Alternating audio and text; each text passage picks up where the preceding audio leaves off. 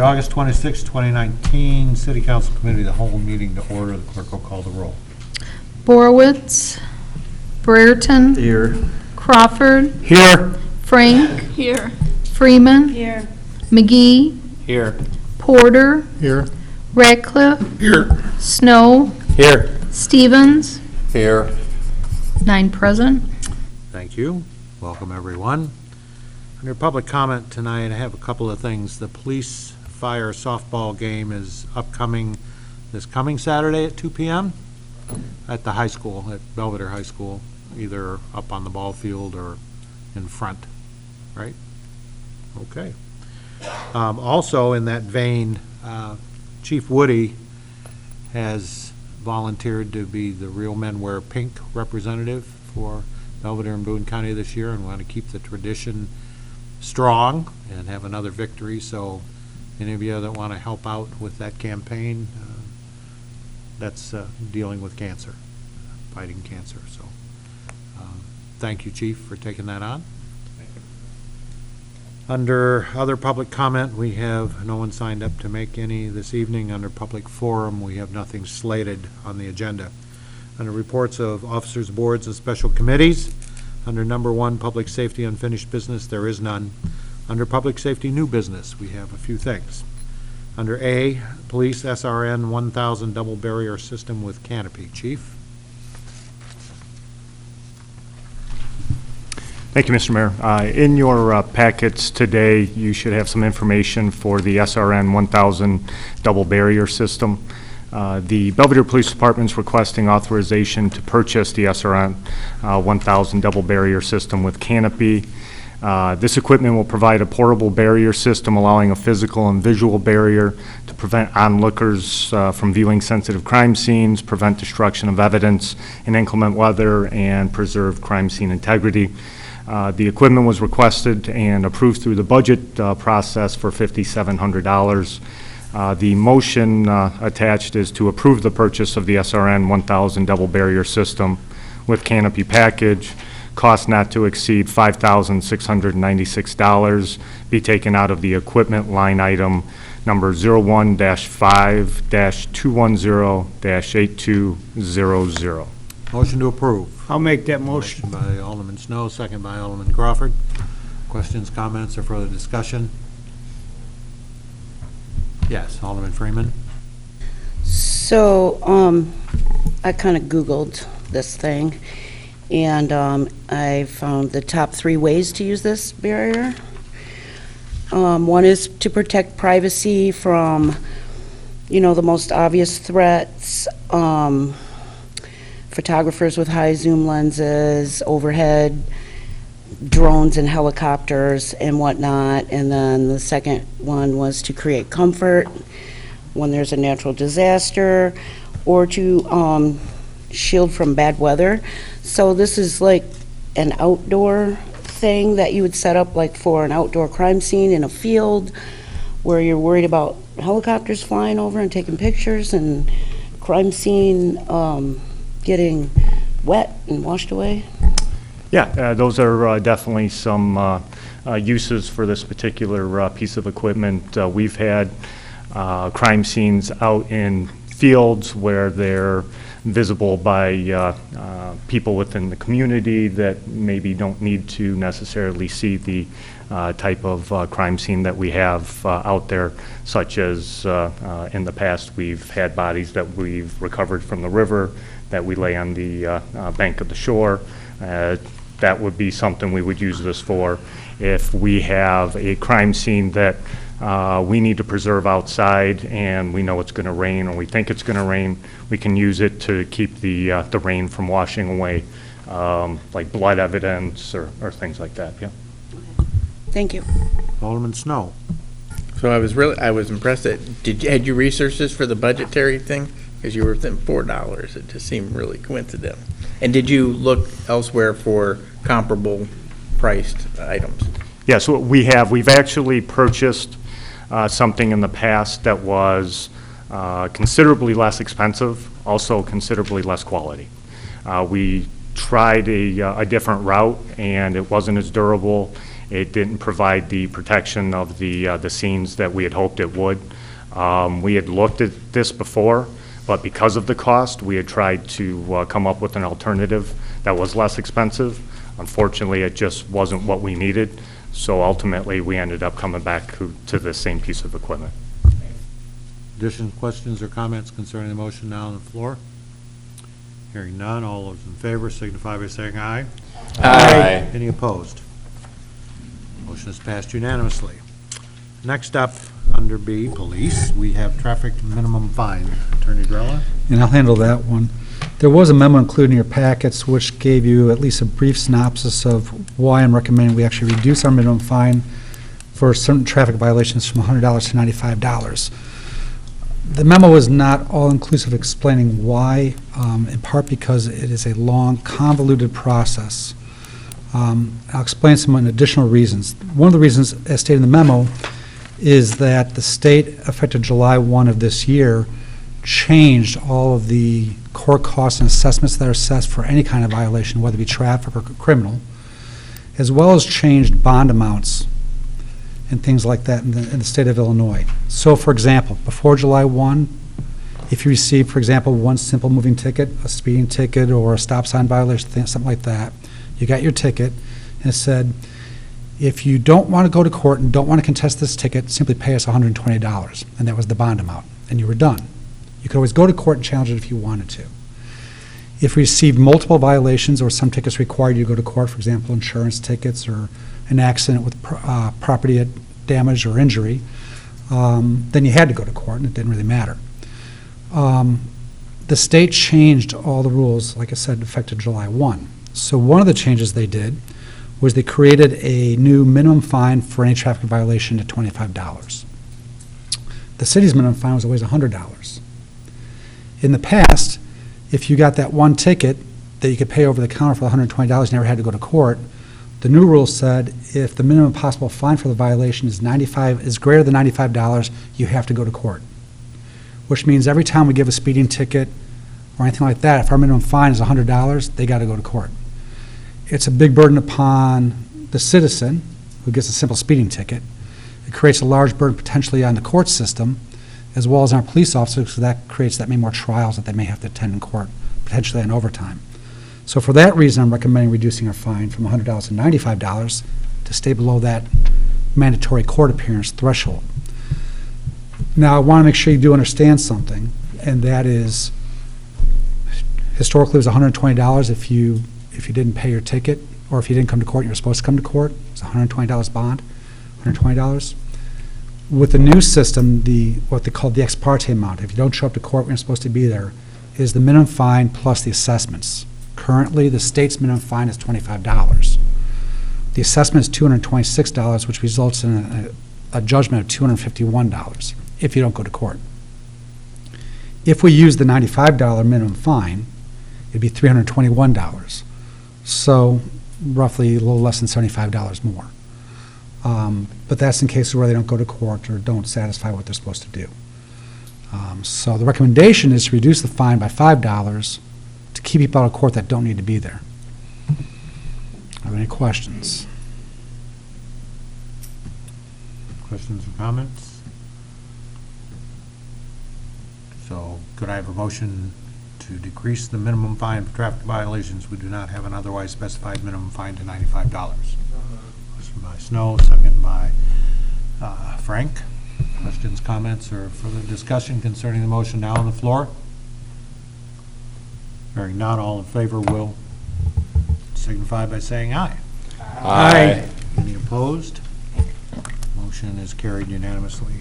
Forward to City Council for final disposition. Thank you, Attorney Drella. Next up under C, under fire, we have a Ford F-550 Crew Cab 4x4 chassis. Chief Iser? Thanks, Mayor. The Belvidere Fire Department would like approval to place an order for a 2020 Ford F-550 Crew Cab 4x4 chassis. This chassis will be the first step in the building process for the department's new mini pumper. The vehicle and the chassis will be purchased at state bid. Bob Riding Fleet Sales as outlined in the attached proposal.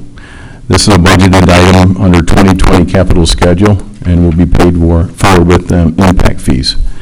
This afternoon, I received a General Motors, their bid and their proposal. In front of you, I put it loosely.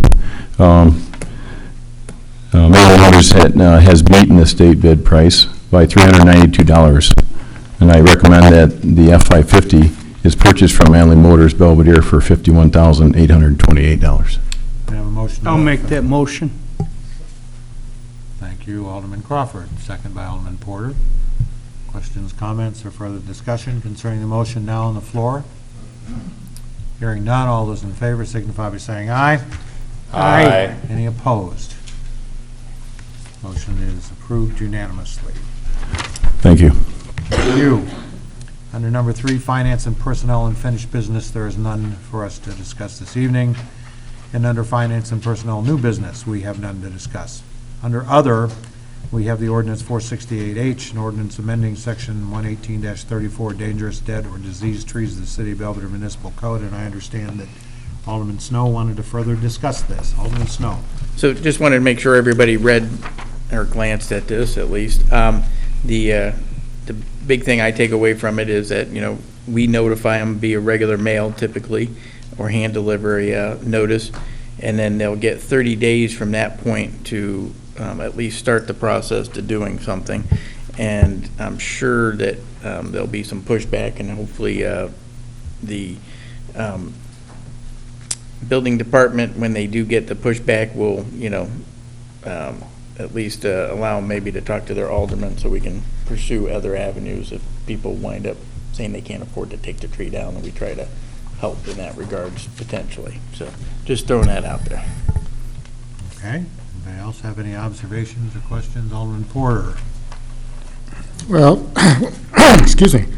One thing that I would like to see added to this ordinance is clarification of the city responsibility for this too. If we have a city tree that's under the same condition in the mezzanine area, I would like to see that we have the same standard for the city, the 30-day standard to take it down if they can, identify, once it's identified as being a dead or diseased tree. I think maybe we should add that to the ordinance. That way show that we're willing to comply by the same thing that we're asking them to. I would recommend against doing that. Currently, in your budget process, this council votes on a budget for the Public Works Department to handle damaged or diseased trees. And it does that as budgetary constraints allow, and it's covered through your budget process. If you place a requirement such as you've described, it creates the possibility of a situation where without notice, we could potentially be held liable when under our current immunities provided by the Illinois Tort Immunity Act would render us not liable for damages caused by a diseased tree. Obviously, I think the city takes its care in protecting the public on public properties and in the rights-of-way very seriously. And obviously, to the extent we know there's a dangerous tree, we have an obligation under the tort laws to remove that hazardous tree. And we do that currently. But to place something like that in writing in your ordinance, I think opens the city up to greater liability than it needs to be. Brent, would you like to comment on that? As far as the trees, when we're notified or if we see one, we usually take them down as soon as we can. The only exception of that would be to, we contract every year for tree removal work for trees that are too big for us to handle. And if that's such a case, then we're kind of at the mercy of the contractor to do that. But we usually have a good relationship with those contractors, and if we have one that's that needs to come down sooner than later, we usually can make those arrangements. Okay, Alderman Freeman. So I do believe, I don't like dead trees in people's yards. I think they're hazardous. I have a couple problems with this ordinance. First being the 30 days, because it's not cheap to take down a tree. I've taken down several in my yard, and I don't want people to have to be, do I pay my rent or do I get fined by the city? The other thing is, as Director Anderson was talking about in committee, it's going to be hard to determine when people have an issue whose tree it is. Some trees are on property lines. Some trees maybe were dead when they moved in. I mean, the city knows where its lines are, but who's going to go out and find these little orange pins in people's yards and say, that's your tree, you're responsible for it, or you guys have to split it, or whatever the case may be. I don't know how Brent's going to handle that. The ordinance is drafted, and you raise actually a very good point, which I'll address in a second, but the ordinance does provide that ownership of the tree is determined by where 50% of the tree is on one side versus the other side of a property line. So it covers the situation where a tree straddles a property line. You go out and look and say, if more than 50% of the tree is on parcel A, then it's parcel A's tree. You do raise the important question, though, who's going to determine whose property is it on? Where's the boundary line? Our GIS mapping system does show boundary lines. They're not completely accurate, so if it's a close call, somebody will have to go out. It'll be somebody in the building department that'll have to go out and find the actual pins in the ground and make that determination as to where it's at, if it gets that far. But that is a good point. That's something we discussed at staff level before we even got into this. It's probably one of the reasons why the city's never done this in the past. With respect to the fine, to pass an ordinance without some form of penalty makes the ordinance unenforceable. So you always have to have some kind of penalty there. Brent? Just want to add on the property line locations, we can certainly, and we have in the past, looked for existing pins, but the only way you're going to know truly where that line is to have a survey done. Right. And there's numerous times where there are no apparent pins present. So if it does come to that point, the only way you're going to know definitely where that line is to have it surveyed. I don't know how often that would come up, but that's true. With respect to previous and current ownership of the property, whoever the current owner is the one that's responsible. Simple as that. Right, but we have a lot of landlords that don't even, live here, Mm-hmm. and who would have to pay for that survey? The person who's being accused of having the dead tree? No, the city. It's our burden of proof. Alderman Snow? And I guess part of the thing is that, it's to get somebody called on notice that, hey, you need to do something about the tree. If I recall correctly, either the Community Development Department and/or the attorney have the ability to waive or stave off the fine to start. I mean, we did that with Jamal. We've done it in other instances. They can be given more time. Obviously, 30 days can be a big scramble. And again, hopefully they will inform the Community Development Department that they're having an issue and it's going to take them more time to do something. So hopefully we don't, cause a bunch of people to lose a bunch of sleep and make decisions of paying rent or taking a tree down. And you bring up an interesting point, though, with the landlords. I would think if the property is a rental property, there'd be more onus on rental property people to have to take care of those trees. That's the cost of doing business, and they need to get that done, as opposed to Joe Schmo who lives in the house for 20 years and just doesn't have the financial resources. Well, from jump, I have serious reservations about the city becoming the tree Gestapo. I think that we need to exercise as much leniency as we can to help people who have bad trees and try to figure out a way to do it in an expeditious manner. Insurance companies, and this is something that can be used when talking to them, if you have a dead tree and it falls on your house, and they come out and investigate and determine the tree was dead and fell on your house, they're not going to pay the claim. And that's an issue. So, while I think it's a good idea because we have had the blight that we've had with our trees, that we need to be able to look at these, but I think we want to go slow and be friendly and courteous and say, we believe that's a dead tree that needs to be taken down. How can you best accommodate that and not have an artificial 30 days or, you're going to be in court, so. I will say this, it comes up once or twice a year, at least where it gets to my desk, where we get a phone call from one citizen saying, my neighbor's got a dead tree that's ready to fall into my house, what do I do? Or my neighbor's got limbs that are decaying and they're hanging over my property line, over my house, what do I do? I want the city to do something. And my answer to them is always, because sometimes it ends up on my desk, well, there's nothing the city can really do for you. We don't have an ordinance on that. It's a civil matter between you and your neighbor, which it truly is.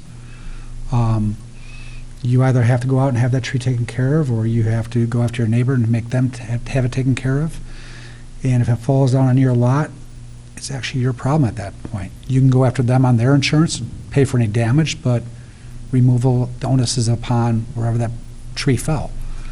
So, but the answer's always been, it's a civil matter between you and your neighbor. So go talk to them, or if you need to, talk to your own lawyer. So having an ordinance is probably a good idea, but we need to be reasonable about it. Yes, Alderman Freeman. So this would be like pretty much everything else Kara does, like a complaint-driven thing? That's up to the department. Certainly it can be complaint-driven. There's nothing in the ordinances, I would not recommend putting anything in there that requires complaint-driven. If they're driving around, they see a violation, certainly they can issue that notice. As has Alderman Snow already identified any number of trees in the community that he believes are dead and are a threat. Additional question? Yes, Alderman Porter. Okay, I respect Attorney Drella's statement about the liability. The only reason that I wanted to add that on there is because that we did have an incident in our ward where a tree, a very large tree, has caused 3 different instances. One was actually started a house on fire. The second time it happened, and then it wasn't taken down, and then we had a third incident where a large branch took down a power line and a pole and everything. And this was a city tree. So I just want to say that I think we need to keep on top of these. If we have a problem tree that's a city tree, that we need to get it taken down, on an expeditious basis. Good point. Any additional questions or comments? Yes.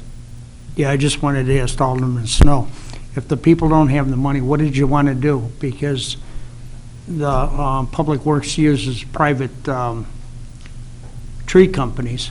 Wouldn't they just make an arrangement with the tree company to pay them? What was your idea?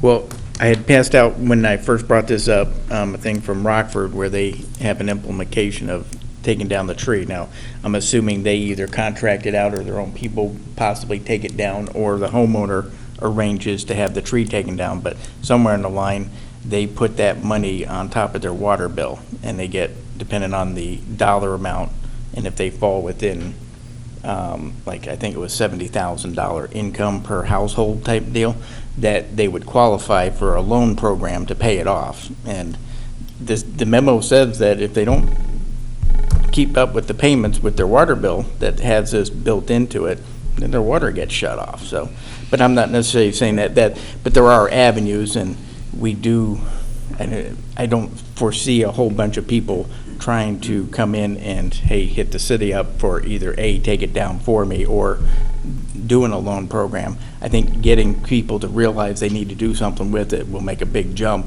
And then for those isolated occurrences, maybe look at doing something for it. And it might also be a matter of hitting up the social groups, the Cosmopolitan or the Kiwanis or whomever might participate in something to help people out like that. Please note, this ordinance does not have the city taking down trees. It's upon the homeowner to do that. The only time the city gets involved in that kind of action is after it ends up in court and a judge orders them to take it down, they don't do it. At that point, the court can give the city permission to go onto the property and take the tree down, in which case we'd lien the property under the Illinois Municipal Code. But it does not give us the right to walk into somebody's property and take down a tree, and nor would we.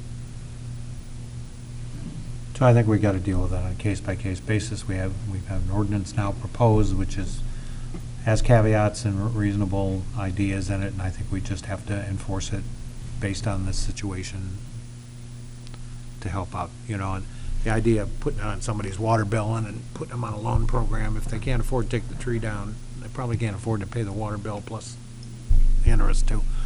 Yes, Alderman Freeman. So I'd like to make a motion to amend this to be 60 days rather than 30. Mr. Mayor, this has already had a first reading last week. If that is your intent, I'd suggest you make that motion a second reading, when it comes up for second reading, next city council meeting, because it's just here for information discussion tonight. And I would address what you just said. I think it needs to stay 30 days so they are aware they're on the clock, because you make it 60 days, you make it 90 days. If they're not going to do it, they're going to drag their feet until the day it needs to be done. And if we're lenient in our enforcement based on their ability to pay, I think that solves the issue.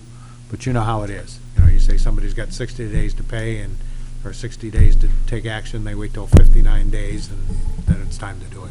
I think it fires a shot across their bow that something needs to be done and have them explore the ways to do it. But you're free to bring that up. I just thought it would give them more time to maybe budget it and maybe save up a little bit. I'm just, that's my observation, that the more time you give people to do things, the harder it is to get them to do it in the long run. But sure, you can bring that up and everybody can vote on it next city council meeting. It's Tuesday, by the way, because it's a fifth Monday. It's a holiday. Whatever it is. It's a fifth Monday holiday. Fifth holiday Monday. Okay. Any other discussion concerning ordinance 468H this evening? Hearing none, we'll entertain a motion to adjourn. I'll make that motion. A motion and a second. All those in favor, signify by saying aye. Aye. Aye. Any opposed, same sign. We are now adjourned. Thank you very much.